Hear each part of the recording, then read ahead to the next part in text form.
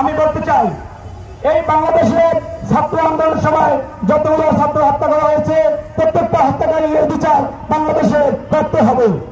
প্রত্যেকটা ছাত্রের বিচার বাংলাদেশে হত্যাকারী বিচার করতে হবে। এদেশের মুসলিম জনতা আর বেশি থাকার সময় নাই। বাংলাদেশে যত দুর্নীতি করেছে, বাংলাদেশে অবৈধ সরকার 15 বছর থেকে যত দুর্নীতি, লুটপাট, চাঁদাবাজি, সন্ত্রাসী, মাদক তৈরি করেছে, প্রত্যেকের বিচার বাংলার জমিনে করতে হবে।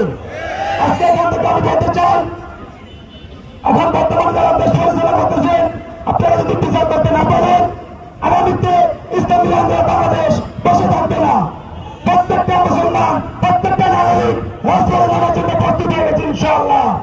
আগামীতে ইসলামী আন্দোলনের নেতৃত্বে বিশ্ববিদ্যালয়ের বাইরে থেকে বাংলাদেশের প্রত্যেকটা জনগণ মাঠে নামার জন্য প্রস্তুত ইনশাআল্লাহ।